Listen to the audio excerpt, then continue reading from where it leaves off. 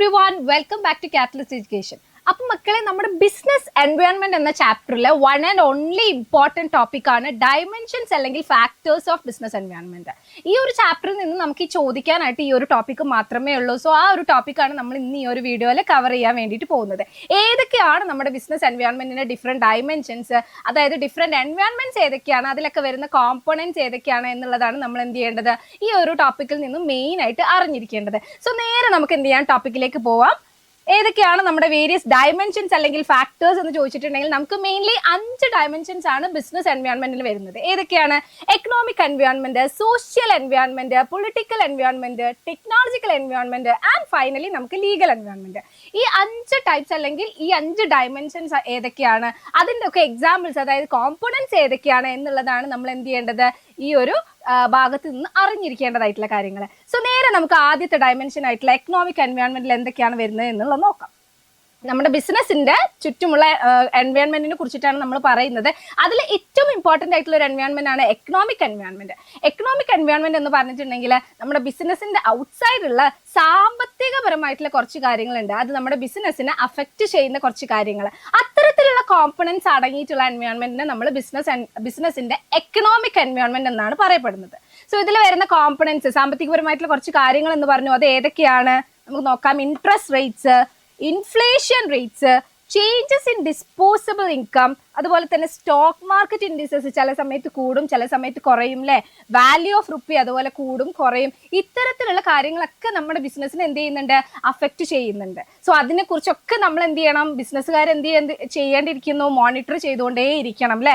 അതിൽ വരുന്ന ചേഞ്ചസ് ഒക്കെ അനുസരിച്ചിട്ട് നമ്മൾ ബിസിനസ്സിലും സ്ട്രാറ്റജീസും പ്ലാൻസും പോളിസീസും ഒക്കെ മാറ്റം വരുത്തേണ്ടതായിട്ടുണ്ടായിരിക്കും. സോ ഇത്രയും കാര്യങ്ങളാണ് എക്കണോമിക് എൻവയോൺമെന്റിൽ വരുന്നത്. നിങ്ങൾക്ക് എന്തറിയണം, ഓരോ എൻവയോൺമെന്റിന്റെയും എക്സാമ്പിൾസ്, അതായത് അതിൽ വരുന്ന കോമ്പണൻസ് ഏതൊക്കെയാണ് എന്നുള്ളത് കൃത്യമായിട്ട് അറിഞ്ഞിരിക്കണം. ഇൻട്രസ്റ്റ് റേറ്റ് എന്ന് കണ്ടു കഴിഞ്ഞാൽ അത് എക്കണോമിക് എൻവയോൺമെന്റ് വരുന്നതാണ് എന്നുള്ളത് നമുക്ക് സിമ്പിൾ ആയിട്ട് ഐഡന്റിഫൈ ചെയ്യാൻ വേണ്ടിയിട്ട് പറ്റണം. കാരണം എക്സാമിന് നമുക്ക് എയ്തർ എന്ത് ചെയ്യാം, ഡയമെൻഷൻസ് ഏതൊക്കെയാണെന്ന് എക്സ്പ്ലെയിൻ ചെയ്യാൻ വേണ്ടിയിട്ട് ഡയറക്റ്റ് ആയിട്ട് ക്വസ്റ്റ്യൻ ചോദിക്കാം, അതല്ലെങ്കിൽ നമുക്ക് മാച്ച് ദ ഫോളോയിങ് ആയിട്ടൊക്കെ ആയിരിക്കും ചോദിക്കുന്നുണ്ടായിരിക്കുക. അപ്പോൾ നമുക്ക് കോമ്പണൻസ് തരും, എൻവയോൺമെന്റ് തരും, അത് മാച്ച് ചെയ്യണമെങ്കിൽ ഓരോ എൻവയോൺമെന്റിന്റെയും കോമ്പണൻസ് ഏതൊക്കെയാണ് എന്നുള്ളത് നമുക്ക് അറിഞ്ഞിരിക്കണം അല്ലേ. സോ ഇത്രയും കാര്യങ്ങൾ, ഇത്രയും കോമ്പണൻസ് എക്കണോമിക് എൻവയോൺമെന്റിന്റെ അണ്ടറിൽ വരുന്നതാണ് എന്നുള്ളത് പഠിച്ചു വെക്കുക. സോ നേരെ നമുക്ക് എന്ത് ചെയ്യാം, നെക്സ്റ്റ് എൻവയോൺമെന്റിലേക്ക് പോവാം. സോഷ്യൽ എൻവയോൺമെന്റ്, അതായത് ബിസിനസ്സിനെ അഫക്റ്റ് ചെയ്യുന്ന അതിന്റെ ചുറ്റുമുള്ള കുറച്ച് സാമൂഹികപരമായിട്ടുള്ള കാര്യങ്ങളായിരിക്കും എവിടെ വരുന്നുണ്ടായിരിക്കുക, സോഷ്യൽ എൻവയോൺമെന്റിൽ വരുന്നുണ്ടായിരിക്കുക. ലൈക്ക് എങ്ങനത്തെ കാര്യങ്ങളാണ്? സോഷ്യൽ ഫാക്ടേഴ്സ് ലൈക്ക് ആളുകളുടെ കസ്റ്റംസ് ആൻഡ് ട്രഡീഷൻസ് അല്ലേ. അതായത് ഒരുപാട് ബ്രാഹ്മണന്മാർ തിങ്ങി പാർക്കുന്ന ഒരു സ്ഥലത്ത് പോയിട്ട് നമ്മളൊരു ബീഫ് സ്റ്റാൾ ഇട്ടിട്ട് കാര്യമുണ്ടോ? ഇല്ല. സോ ആളുകളുടെ കസ്റ്റംസ് ആൻഡ് ട്രഡീഷൻസിനനുസരിച്ചിട്ട് നമ്മൾ നമ്മുടെ ബിസിനസ്സിനെ എന്ത് ചെയ്യേണ്ടതുണ്ടായിരിക്കും, മാറ്റം വരുത്തേണ്ടതായിട്ടുണ്ടായിരിക്കും. അവിടെ ചിലപ്പോൾ നമ്മൾ എന്ത് ചെയ്യണം, ഒരു ഫ്ലവർ ഷോപ്പ്, അതായത് അമ്പലത്തിലേക്ക് പൂജകൾക്കൊക്കെ ആവശ്യമായിട്ടുള്ള പൂക്കളൊക്കെ വിൽക്കുന്ന ഒരു സ്റ്റോറാണ് തുടങ്ങുന്നതെങ്കിൽ നമുക്ക് നല്ല രീതിക്ക് ബിസിനസ് അവിടെ നടന്നു പോകും. സോ അത്തരത്തില് customs and traditions of people, അതുപോലെ തന്നെ ആളുകളുടെ വാല്യൂസ്, സോഷ്യൽ ട്രെൻഡുകൾ എന്തൊക്കെയാണ്, സൊസൈറ്റീസ് എക്സ്പെക്ടേഷൻ ഫ്രം ബിസിനസ് ഒരു ബിസിനസ് സമൂഹത്തിൽ വരുന്ന സമയത്ത് ആ ബിസിനസ്സിൽ നിന്നും ആളുകൾ എന്താണ് എക്സ്പെക്ട് ചെയ്യുന്നത്, ഇത്തരത്തിലുള്ള കാര്യങ്ങളൊക്കെ ആയിരിക്കും എവിടെ വരുന്നുണ്ടായിരിക്കുക, സോഷ്യൽ എൻവയോൺമെന്റിൽ വരുന്നുണ്ടായിരിക്കുക. ക്ലിയർ ആണല്ലോ. അതായത് population trends, individual needs, cultural factors, ആളുകളുടെ ലിറ്ററസി, ഇത്തരത്തിൽ മനുഷ്യരായിട്ട് ബന്ധപ്പെട്ടിട്ടുള്ള സാമൂഹികപരമായിട്ടുള്ള എല്ലാ മാറ്റേഴ്സും ഉൾക്കൊള്ളുന്ന എൻവയോൺമെന്റിനെയാണ് നമ്മൾ എന്തെന്ന് വിളിക്കുന്നത്, സോഷ്യൽ എൻവയോൺമെന്റ് എന്ന് വിളിക്കുന്നത്. ക്ലിയർ ആണല്ലോ. യെസ്. സോ നേരെ നമുക്ക് നെക്സ്റ്റ് എൻവയോൺമെന്റിലേക്ക് പോവാം. അതാണ് ടെക്നോളജിക്കൽ എൻവയോൺമെന്റ്. നമുക്കറിയാലോ, ബിസിനസിന്റെ ടെക്നോളജിക്കൽ എൻവയോൺമെന്റ് ഓൾവേസ് ചേഞ്ചിങ് ആണ് അല്ലേ.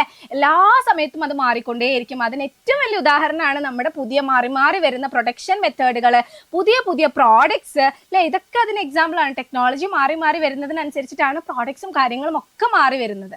നിങ്ങൾ ആലോചിച്ച് നോക്കുക, നോക്കിയ ഫോണിന്റെ ഒരു അവസ്ഥ ആലോചിച്ച് നോക്കുക. പണ്ട് നല്ല രീതിക്ക് മാർക്കറ്റ് ഉണ്ടായിരുന്ന ഒരു ഫോണായിരുന്നു, പക്ഷെ വരുന്ന ചേഞ്ചസിനനുസരിച്ചിട്ട് അവരെന്ത് ചെയ്തില്ല, അവർ അപ്ഗ്രേഡ് ചെയ്തില്ല. സോ അവരെന്തായി പോയി, മാർക്കറ്റിൽ നിന്ന് തന്നെ ഔട്ടായി പോവുകയാണ് ചെയ്തത്. സോ ടെക്നോളജിക്കൽ എൻവയോൺമെന്റിൽ വരുന്നത് ടെക്നോളജി പരമായിട്ടുള്ള കുറെ കാര്യങ്ങൾ, ഇംപ്രൂവ്മെന്റ്സും കാര്യങ്ങളും ഒക്കെ അടങ്ങുന്ന എൻവയോൺമെന്റ് ആണ് നമ്മുടെ ടെക്നോളജിക്കൽ എൻവയോൺമെന്റ്. ഇതിൽ വരുന്നത് എന്താണ്, സയന്റിഫിക് ഇംപ്രൂവ്മെന്റ്സ്, അതുപോലെ തന്നെ പുതിയ പുതിയ ഇന്നോവേഷൻസ്, അതായത് പുതിയ പുതിയ പ്രോഡക്ട്സ് വരുന്നുണ്ട്, പുതിയ പുതിയ മെത്തേഡ് ഓഫ് പ്രൊഡക്ഷൻ വരുന്നുണ്ട് അല്ലേ. അതൊക്കെ ഉൾക്കൊള്ളുന്ന എൻവയോൺമെന്റിനെയാണ് നമ്മൾ എന്തെന്ന് വിളിക്കുന്നത്, ടെക്നോളജിക്കൽ എൻവയോൺമെന്റ് എന്ന് വിളിക്കുന്നത്. ഇപ്പൊ നമ്മുടെ ബിസിനസ്സിനെ യൂസ് ചെയ്യുന്ന അഡ്വർടൈസ്മെന്റും കാര്യങ്ങളൊക്കെ നോക്കുകയാണെങ്കിൽ നമുക്ക് മനസ്സിലാവും. പണ്ട് നമ്മൾ ബാനറൊക്കെ എഴുതി അല്ലെങ്കിൽ മതിലിന്റെ മുകളിലൊക്കെ എഴുതിക്കൊണ്ടായിരുന്നു പരസ്യം ചെയ്തിരുന്നത് എന്നുണ്ടെങ്കിൽ ഇപ്പൊ എന്തായി, ഇന്റർനെറ്റിന്റെ കാലമായതോടുകൂടി അത് ആ രീതിയിലായി നമ്മുടെ ആഡും കാര്യങ്ങളും ഒക്കെ അല്ലെ. സോ അത്തരത്തില് സയന്റിഫിക് ഇംപ്രൂവ്മെന്റ്സും ഇന്നോവേഷൻസും ഒക്കെ അടങ്ങുന്ന എൻവയോൺമെന്റ് ആണ് ടെക്നോളജിക്കൽ എൻവയോൺമെന്റ്. നെക്സ്റ്റ് നമ്മൾ നോക്കുകയാണെങ്കിൽ പൊളിറ്റിക്കൽ എൻവയോൺമെന്റ്. രാഷ്ട്രീയപരമായിട്ടുള്ള കാര്യങ്ങൾ അടങ്ങുന്ന എൻവയോൺമെന്റ് ആണ് ഇത് പൊളിറ്റിക്കൽ എൻവയോൺമെന്റ്. ഇതിൽ വരുന്നതാണ് നമ്മുടെ രാജ്യത്തെ ഭരിക്കുന്ന പൊളിറ്റിക്കൽ പാർട്ടി ഏതാണ്, ആ പാർട്ടിയുടെ ഒരു ഐഡിയോളജി എന്താണ്, ടൈപ്പ് ഓഫ് ഗവൺമെന്റ് ഏതാണ്, സിംഗിൾ ഗവൺമെന്റ് ആണോ യൂണിയൻ ഗവൺമെന്റ് ആണോ, അത്തരത്തിലുള്ള കാര്യങ്ങൾ. അതുപോലെ തന്നെ സ്റ്റെബിലിറ്റി ഓഫ് ഗവൺമെന്റ് എന്ത് ചെയ്യുന്നുണ്ട്, എല്ലാ 5 വർഷം കൂടുന്തോറും നമ്മുടെ രാജ്യത്തെ ഗവൺമെന്റുകൾ മാറി മാറി വരുന്നുണ്ട്. സോ അതും നമ്മുടെ ബിസിനസ്സിന് എന്ത് ചെയ്യുന്നുണ്ട്, അഫക്റ്റ് ചെയ്യുന്നുണ്ട്. ചില ഗവൺമെന്റ് എന്ത് ചെയ്യുന്നുണ്ടായിരിക്കും, ബിസിനസ്സുകാരെ വെൽക്കം ചെയ്യുന്നുണ്ടായിരിക്കും, ചില ഗവൺമെന്റ് എന്ത് ചെയ്യുന്നുണ്ടായിരിക്കും, ഡിസ്കറേജ് ആയിരിക്കും ചെയ്യുന്നുണ്ടായിരിക്കാം. So stability of government. അതുപോലെ തന്നെ പോളിസി ടുവേർഡ്സ് ബിസിനസ്സുകാരോട് നമ്മുടെ ഗവൺമെന്റിനുള്ള പോളിസി. ചിലപ്പോൾ ലൈസൻസിങ്ങും കാര്യങ്ങളൊക്കെ വളരെ സ്ട്രിക്റ്റ് ആക്കും. അതെന്തിനു വേണ്ടിയിട്ടാണ്, ബിസിനസ്സിനെ ഡിസ്കറേജ് ചെയ്യാൻ. ചില ഗവൺമെന്റ് ആയിക്കോട്ടെ എന്ത് ചെയ്യും, ലൈസൻസിങ്ങും കാര്യങ്ങളും ഒക്കെ ലിബറൽ ആക്കിയിട്ട് ബിസിനസ്സുകാരെ വളർന്നു വരട്ടെ എന്ന് വിചാരിച്ചിട്ട് അത്തരത്തിലുള്ള എൻവയോൺമെന്റ് സെറ്റ് ചെയ്യും. സോ അത്തരത്തിലുള്ള കാര്യങ്ങളൊക്കെയാണ് നമ്മുടെ പൊളിറ്റിക്കൽ എൻവയോൺമെന്റിൽ വരുന്നുണ്ടായിരിക്കും. നെക്സ്റ്റ് ഫൈനലി നമ്മൾ നോക്കുകയാണെങ്കിൽ 5ാമത്തെ എൻവയോൺമെന്റ് ആണ് മക്കളെ ലീഗൽ എൻവയോൺമെന്റ്.